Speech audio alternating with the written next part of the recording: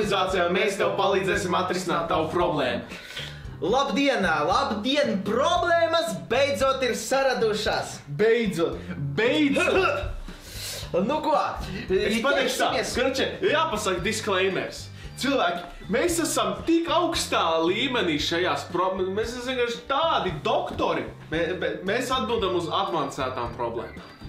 Un šī ir šāda. Tātad, sveiks Norbert un Kaspar, man ir problēma. Kaut kas salūst. Kaut kas, man liekas, varēja salūst. Man ir problēma. Labi sākas e-pasts. Kad mani senči aizlidoja uz Īriju. Ja, saproti, ja? Uz Īriju, jā. Ne jau uz Afganistānu, bet ne jau uz Īriju. Nezinu, kuriem, bet uz Īriju. Es paliku viens. Es uzaicināju draugus pie sevis. Nu tā bieži notiek. Parasti aicina ne tikai draugus, bet arī džusenis. Jā, tusē un dzerstās tur. House party tas saucas. Ko tu darīji, kad tavi senči aizbrauca prom uz nedēļu? Mani senči, ko es darīju? Tas bija 2012. gads, un es izdomāju nebraukt nedēļu uz Rīgu, uz universitāti, uz lekcijām. Es paliku fucking Ventspilī un spēlēju Elder Scrolls Skyrim. Es atceros to. Viņš nāca. Tas bija nice. Man tad, es tad arī, man liekas, man prakse bija. Man tad prakse bija, uz kuru man praktiski nebija jāiet nekad. Bet es strādāju tad. Un brīvdienās es gāju reāli pie viņa, jā. Tas bija krūts laiks, jā. Blīn, tas bija labs laiks. Labi, bet turpinam. Mēs driftojām apkārt mājai. Ko? Apkārt mājai. Tad viņiem ir... Tas nav saprotams termins mājai, jo es varu saprast šito. Tas ir dzīvoklis vai tā ir reāli māja? Un tu pa sētu reāli apkārt mājai brauci. Pa zāli reāli. Pa zāli un pa stādiem vai apkārt mājai kā žoga ārpusē. Jā, tas nav saprotams, bet varbūt tūlīt būs. Es nedaudz uzspiedu gāzes pedāli pa daudz. Šeit, laikam, sākās problēma. Auto sanesa. Jārik! Dai mal, Jārik! Ой, tāpēc patrūška. Jārik, bļāķ! Jārik, трусы! А это подруга. А подружка это что такое, блядь? Ярик, блядь! Ярик, блядь! Ярик! Блядь, Ярик, пиздец! Labi, auto sanesa es un ar pakaļu ielikos kokā, kurš bija pretī mājai. Auto sanesa es un ar pakaļu iekritu kokā, kurš bija mājai pretī. Ir teorija, kā to saprast. Auto sanesās, bet vienkārši autokorekts uzliks sanesa es. Jā, varbūt tad sanesa. Auto sanesās un ar pakaļu ielikos kokā, kurš bija. Tad mašīna iebrauca reāli kokā ar aizmuguri ar dibenu, reāli ietriezus. Bam! Koks uzgāzās virsū mājai! Ko? What the fuck? Nē! Māja nav aplošināta un senči mani sitīs. What the fuck? Jo viņi mani ir slānījuši pat par mazākiem sūdiem. Kā izbēgt no soda, kas mani gaida, ceru, ka jūs palīdzēsiet ar cieņu, Lauris. Lauri, what the fuck? Ja tevi viņi ir slānījuši par lielākiem par mazākiem sūdiem, tad par šo viņi tev klausies, ko viņi tev izdarīs. Viņi paņems tavu džemperi, jā. Klausies. Demonetizations, ka lai tik nav. Nē, nebūs. Viņi paņems to džemperi un apsies tev kaklu.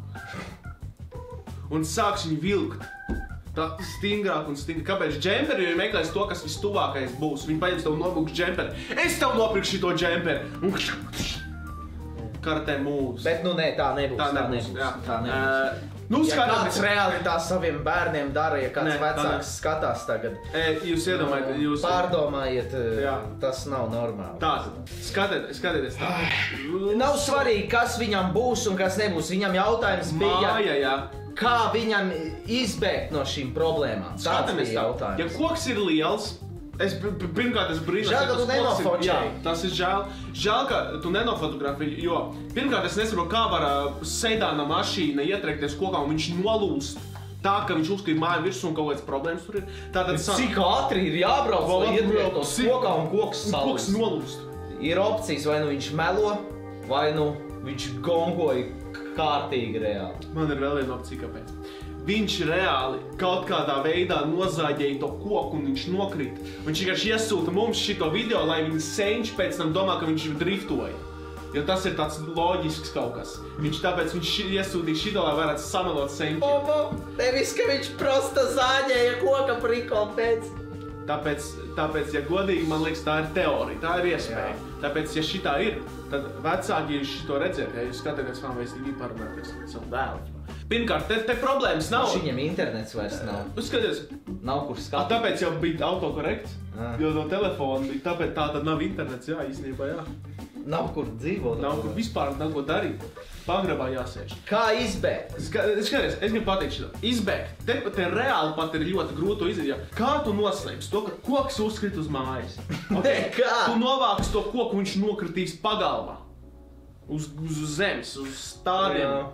Māja tāpatām arī sačakarāķiem ir, jo kas uz jumta māja tu točne nesataisīsi, tas nav reāli. Tu to nevari noslēpt. Vienīgais veids, ir viens no veidiem, ko tu vari darīt, ir melot.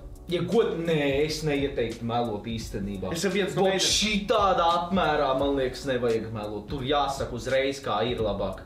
Jo saproti, vecīt, ja tu samelosi, viņi varbūt arī noticēs, jo viņi nedomās, mans dēliņš nav spējīgs uz ko tādu. Un reāli tu pateiksi, tavs čoms reāli tur paņēma, es nezinu, ar smago ietriecās iekšā. Un tad sāksies mentu lietas, krimināla procesi un ko.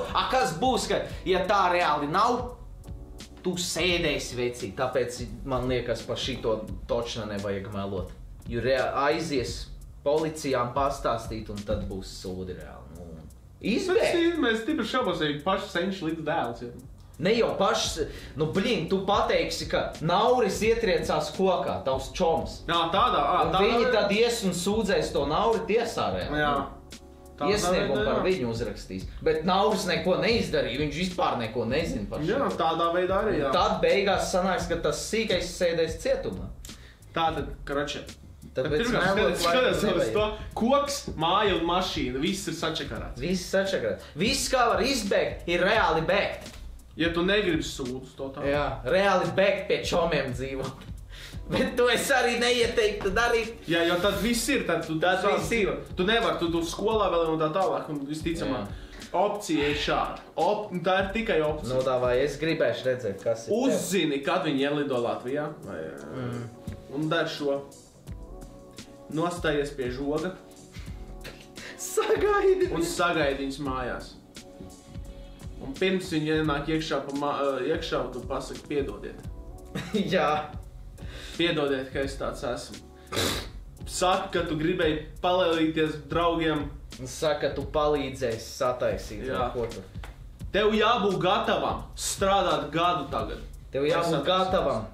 Neredzēt telefons, neredzēt dators. Tev jābūt draugs vairs neredzēt. Jābūt gatavam mācīties visu dienu. Jā, un strādāt.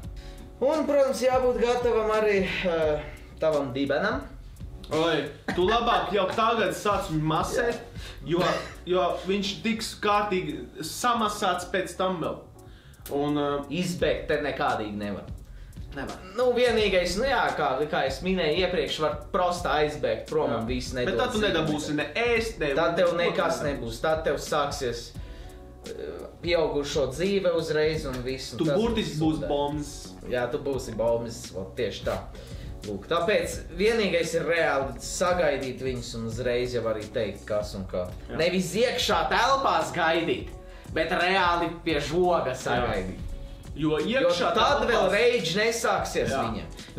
Bet ja viņi ienāks pa žogu un redzēs, un tu tur iekšā sēdi un ienāks pēc tam mājā, tad reidži būs uzreiz. Tad nebūs reidži, tad būs, zin kas? Tad būs pain. Jā. Nu, ko es nezinu, vecīt. Lai tev veicas, lai viss izdodas īstenībā. Ko var darīt cilvēki, visi, kas skatās šo video? Kā viņam bija vārds? Lauris. Lauri, vecīt. Izdara šitā. Ne mēs darīsim, un cilvēki dariet šitā. Redzēt, izdarīt šitā. Šitā, redzēt. Un otram arī šitā, ielauciet un šitā. Turam īkšķus. Un cilvēki, nedariet šitā. Nē. Nedariet šitā. Neesiet Jūs paši redzēt, kas tagad notiek čūbakam. Nevajag pontoties nevienam un... Jā, jo visiem tāpat ir Jā. Labi, spiediet laiku, izplatiet un tiekamies nākotnē.